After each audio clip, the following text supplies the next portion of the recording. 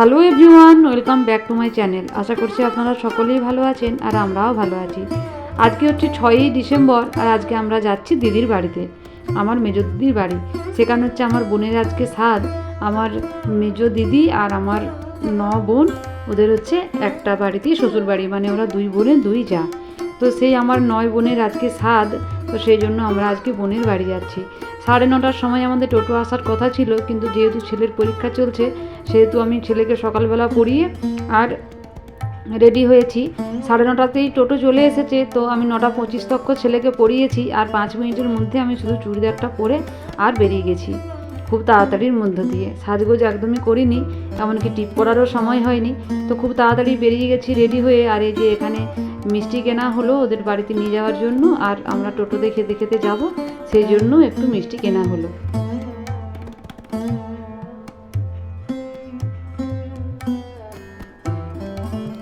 টোটোটা এত লাফাচ্ছিল যে মিষ্টিটা মানে খেতে ভীষণ অসুবিধে হচ্ছিল। রসমালাই টাইপের মিষ্টিটা, তো পুরো সেই মালাইটা সোয়েটারে জামাতে পুরো পড়ে যাচ্ছিল। আর চামচটা ছিল খুবই ছোট ছোট, সেই জন্য আরও বেশি পড়ে যাচ্ছিল। রসমালাই খাওয়া হয়ে যাওয়ার পর রাস্তায় টোটোটা আর একবার দাঁড়িয়েছিল, সেখান থেকে আমরা চপ কিনে নিলাম। সকালবেলায় বেশ গরম গরম চপগুলো হচ্ছিল আর খেতে বেশ মানে ইচ্ছে করছিল, সেই জন্য আমরা চপ কিনে নিলাম। রাস্তায় বেরোলে বা বাজারে গেলে চপ আর ফুচকা না খেলে যেন মনটা ঠিক ভালোই লাগে না, তো সেই জন্য আমরা এখন গরম গরম চপ কিনে নিলাম আর এখন চপটা খেয়ে নিচ্ছি। মিষ্টি চপ সব আমাদের খাওয়া হয়ে গেছে আর খেতে খেতে আমরা পৌঁছে গেছি বাঁকুড়াতে আমার দিদির বাড়ি। তো মেন রাস্তা দিয়ে আমরা আসছিলাম, মেন রাস্তা থেকে এবার দিদির বাড়ির যে গলি সেই গলিতে আমরা এখন যাচ্ছি। গলি দিয়ে মেন রাস্তা থেকে একটু ভেতরে আমাদের দিদিদের বাড়ি, একটু আঁকা বাঁকা গলি পথ আছে। তো যাই হোক, ফাইনালি আমরা এসে এখানে পৌঁছে গেছি। আর দিদির শাশুড়ি মা তখন তুলসী গাছে জল দিচ্ছিল। আর এই যে আমার দিদির পুচকুচ ছেলে, এটা হচ্ছে আমার মেজো দিদির ছেলে, সে আমাদেরকে দেখে লজ্জায় শোকেসের পিছনে লুকিয়ে দিয়েছে। পিছনে নয়, মানে শোকেসের কোলে আর কি লুকিয়ে দিয়েছে।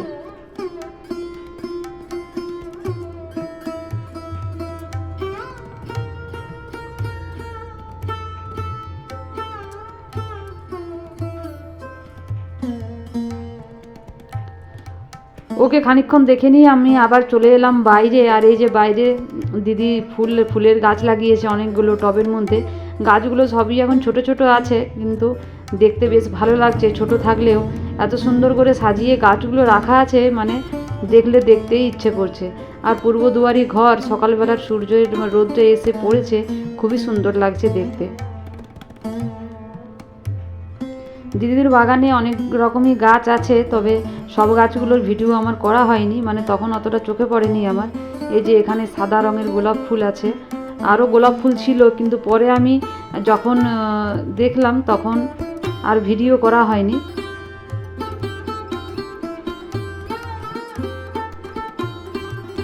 বাগানটা একটু ঘুরে নিয়ে আমি চলে এলাম আমার বাড়ির ভেতরে। আর এই যে আমাদের নাতনি সাহেবা ঘুম ভেঙে গেছে, ঘুম থেকে উঠে গেছে, বড় বড় চোখ করে দেখছে এখন।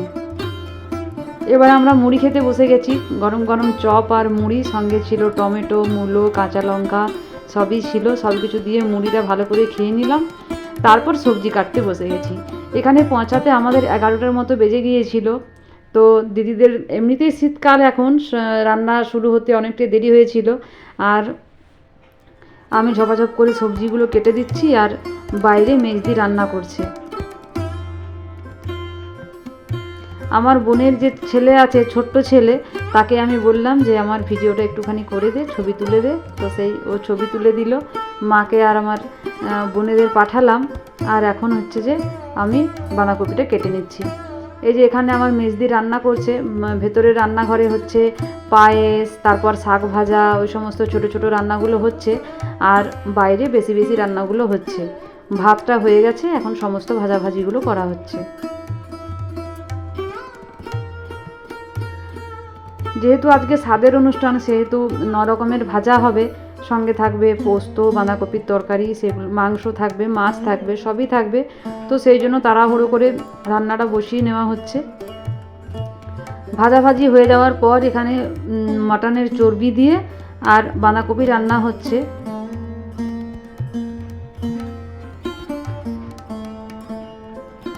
মেজদি খুব সুন্দর রান্না করে, বাঁধাকপির তরকারিটা খেতে খুবই সুন্দর হয়েছিল। বাঁধাকপিটা হয়ে গেছে, এখন ঢেলে নেওয়া হচ্ছে।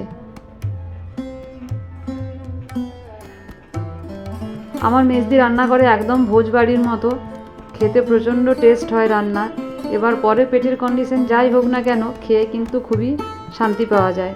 পুরো একদম ভোজবাড়ির মতো রান্না শাল থেকে ঘুরে আমি এখানে মাংসের জন্য পেঁয়াজ, রসুন, আদা সব কিছু কাটতে বসে গেছি।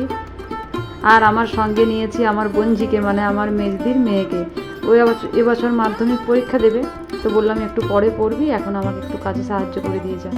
তো ওকে আমি রসুন আর পেঁয়াজের খোসাগুলো ছাড়া করালাম। আর এই যেখানে আমার দিদির ছেলে যখন ফিডিং বোতলে খাওয়ার বয়স ছিল তখন খাইনি, এখন খাচ্ছে, এখন জল খাচ্ছে। এখানে মাংস বসে গেছে আর মাংস কষা একদম রেডি হয়ে গেছে।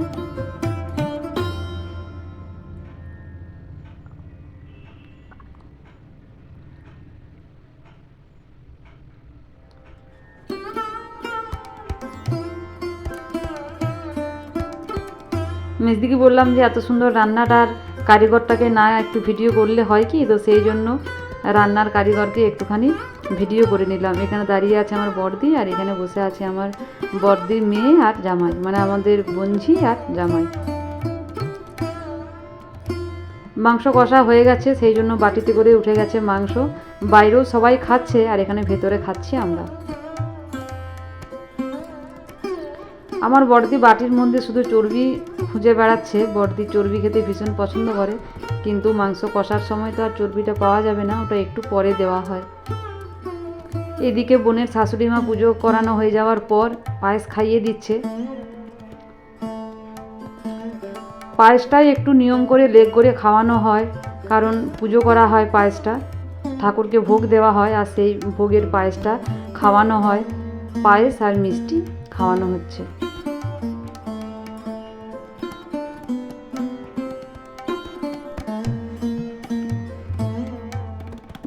বোনের শাশুড়ি, তারপর বোনের শ্বশুর সবাই সকাল থেকে না খেয়ে আছে। আর দেরিও হয়ে গেছে অনেকটা, এখন প্রায় 2টোর মতো বাজে। তো সেই জন্য পায়েস আর মিষ্টি খাওয়ানো হলো, মানে খাওয়া হলো আর কি। এবার ভাত দেওয়া হবে। ততক্ষণ পর্যন্ত আমাদের স্নান হয়নি। আমি আমার বাড়ি থেকে এসেছি, বাড়িতেও স্নান করার সময় হয়নি, তাড়াহুড়ো করে বেরিয়ে গেছি। আর এখানে এসেও একটু আধটু দিদিদেরকে সাহায্য করছিলাম, তো সেই জন্য স্নানটা এখনও করা হয়নি। ভাবলাম যে আগে পায়েস খাওয়ানোর ভিডিওটা একটু করে নিই, তারপর স্নান করব। পায়েস করার ভিডিও করার সময় একটু ছবিও তুলে রাখলাম। আর আমার বড় জামাইবাবু কাছে বসেছিল, জামাইবাবুকে বললাম তুমিও একটুখানি পায়েস খাইয়ে দাও। নাতনিকে কোলে নিয়ে পায়েস খাচ্ছে আমার বোন, এমন ভাগ্য কজনের হয়। আমার বোনও মনে প্রাণে চাইছে যে নাতনির মতনই যেন টুকটুকে একটা মেয়ে আমার বোনেরও হয়। বোনের যেহেতু প্রথমে ছেলে আছে, তাই সবারই কাম্য ওর যেন একটা এবার মেয়ে হয়। জামাইবাবুর খাওয়া হয়ে গেছে, এবার বড়দি খাইয়ে দিচ্ছে। বড়দিরও স্নান হয়ে গিয়েছিল, তো ওই জন্য বললাম যে তুইও একটুখানি খাইয়ে দে।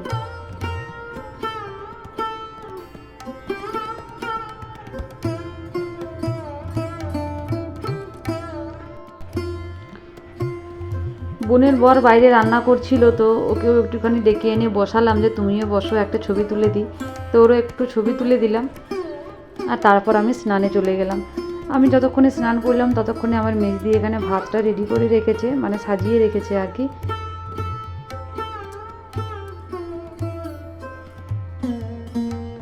এখানে রান্না হয়েছে শাক ভাজা, কুমড়ো ভাজা, বেগুন ভাজা, পেঁপে ভাজা, আলু ভাজা, শিম ভাজা আর মাছ ভাজা। তারপর এখানে দেওয়া হয়েছে মিষ্টি, আর এদিকে দেওয়া হয়েছে বিস্কুট, চানাচুর, মিষ্টি, পায়েস, চাটনি, মাংস, বাঁধাকপির তরকারি আর পাঁপড় ভাজা। স্নান করে এই যে আমি শাড়ি টাড়ি পরে রেডি হয়ে গেছি। আমি তো সকালে আমার দিদিদের সঙ্গে চলে এসেছি, আর মেয়ের বাবা এলো একটু আগে, মানে দুপুর 2:30 মোটামুটি হবে, সেই টাইমে ও এলো। ও এখন মিষ্টি খাচ্ছে, আর আমি এখানে বোনকে ডেকে নিয়ে এলাম, এসে ওকে এখানে বসতে বললাম। ভাতের থালাটি একটুখানি খাটের দিকে হয়ে গিয়েছিল, তো যে খাওয়াবে সে তো বসতে পাবে না, তো সেই জন্য একটুখানি ওইদিকে সব জিনিসগুলো সরিয়ে দিলাম।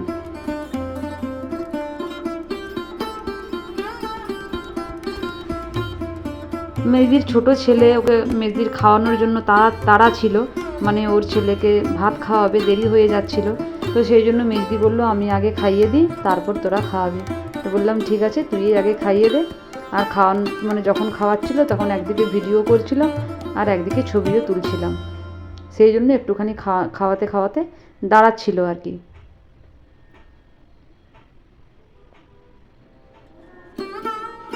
সব কিছু একটু একটু নিয়ে মেজদি এবার ভাতটা মেখে নিচ্ছে খাওয়ানোর জন্য।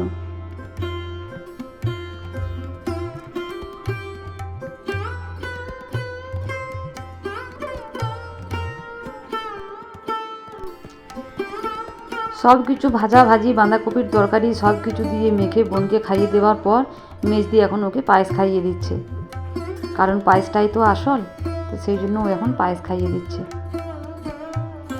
মেজদির খাওয়ানো হয়ে যাওয়ার পর এবার বসেছে আমার বোনঝি, কারণ ওরও বাচ্চা মেয়ে, যাদের যাদের ছোট ছোট ছেলে মেয়ে আছে তাদের আগে খাওয়ানোর মানে সুযোগ করে দেওয়া হচ্ছে আর কি, কারণ ওদের তো ছেলে মেয়েগুলো কাঁদবে, সেই জন্য মেজদির খাওয়ানো হয়ে যাওয়ার পর এখন খাইয়ে দিচ্ছে আমার বোনঝি।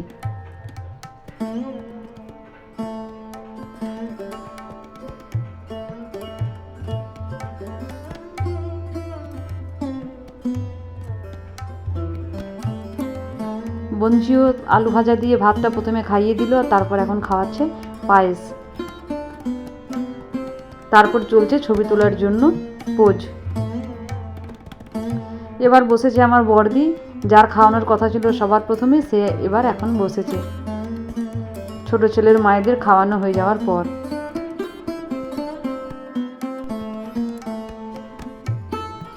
বড়দির খাওয়ানো হয়ে যাওয়ার পর এবার খাওয়াচ্ছে আমার বড় জামাইবাবু।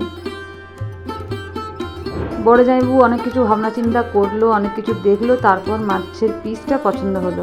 তো মাছের পিসটা থেকে একটুখানি কেটে নিয়ে মাংসর ঝোলটা নিতে যাচ্ছিল। তো বোন বললো আমি আজকে মাংস খাবো না, কারণ মাছ আর মাংস একসঙ্গে নাকি খেতে নেই, তো সেই জন্য বললো আমি আজকে মাংসটা খাবো না। তো এবার শাক ভাজা নিল, এবার শাক ভাজা দিয়ে মাছ দিয়ে খাইয়ে দিচ্ছে। আমার বোন বলছে তুমি এত বড় হাতটায় এই কটা ভাত তুলছো কেন, একটু বেশি করে ভাত তোলো। জামাইবাবু বললো যে এই যে একটু আগে তুই বলছিলি শাড়িতে পড়ে যাচ্ছে, তো সেই জন্য আমি কম করে তুলছিলাম। জামাইবাবু বলছে তোরা কেউ তো জল খাওয়াসনি, তো আমি একটুখানি জল খাইয়ে দিচ্ছি। তো জামাইবাবু সেই জন্য জল খাইয়ে দিল। এবার বসেছে ওর সেজো জামাইবাবু। ওর সেজো জামাইবাবু অনেক কিছু ভাবনা চিন্তা করলো, বলছে কি খাওয়াবো কিছুই বুঝতে পারছি না, তাহলে আমি পায়েস খাইয়ে দিচ্ছি। তো সবার প্রথমে ও পায়েস খাইয়ে দিল, তারপর এখন খাইয়ে দিচ্ছে চাটনি। বলছে কাজুটা একটুখানি খাইয়ে দিই, কাজ মানে চাটনিরও কাজ হবে আর কাজুটা শরীরে কিছু না কিছু উপকারেও আসবে। ওর সেজু জামাইবাবুর খাওয়ানো হয়ে যাওয়ার পর এবার বসেছে ওর সেজদি, মানে আমি আর কি। ছোটোবেলায় আমরা সবাই বোনেরা মানে পুকুরে স্নান করতে যেতাম, আমরা তো পুকুরে স্নান করতাম। তো সব বোনেদেরই আমি আমার মানে যে ছোট বোনেরা ছিল, আমার আরও ছোট 3টে বোন আছে নিচে আর কি, তো ওদের আমি পুকুরে স্নান করাতে নিয়ে যেতাম আর খুব করে সাবান দিয়ে ঘষিয়ে ঘষিয়ে স্নান করাতাম শীতকালের দিনে। আর যখনই কাঁদতো তখনই ঢিপঢাপ পড়তো পিঠে। তো সেটাই বলছিলাম, আমার খাওয়াচ্ছিলাম, আর আমার বোনও সেটাই বলছিল যে সেদিন মনে আছে শীতকালে কীরকম সাবান মাখিয়ে ঘষিয়ে ঘষিয়ে স্নানটা। তো এবার বসেছে আমাদের জামাই সবার প্রথমে এমনিই বসেছিল ছবি তোলার জন্য, কিন্তু আমার বোন বললো যে বসলেই যেখানে একটুখানি খাইয়ে দাও।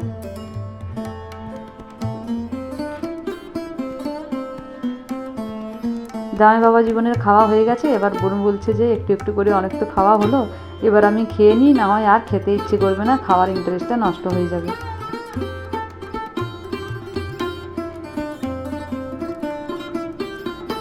বোনের খাওয়া হলো, তার সঙ্গে সঙ্গে আমাদেরও খাওয়া দাওয়া হয়ে গেল, আর সাথে সাথে আমার যাওয়ার বাজনাও বেজে গেল। খাওয়া দাওয়ার পর এই আড্ডাটা কিন্তু খুবই ভালো লাগে, সবাই একসঙ্গে বসে। সকাল থেকে এত কাজ থাকে যে কথা বলার গল্প করার সময় থাকে না, খাওয়া দাওয়ার পর একটুখানি বসে গল্প করা হয়। তো যাই হোক, সেটা আমার এবারের মতো হলো না, কারণ আমাকে বাড়ি যেতে হবে, ছেলে মেয়ের পরীক্ষা আছে। তো সেই জন্য আমি রেডি হয়ে বাড়ি যাওয়ার জন্য বেরিয়ে পড়লাম। সবাই আমাকে টাটা করে দিল। ভিডিওটাও আমি আজকের মতো এখানেই শেষ করলাম। সকলেই ভালো থাকবেন আর আমার বোনকে অনেক অনেক আশীর্বাদ করবেন।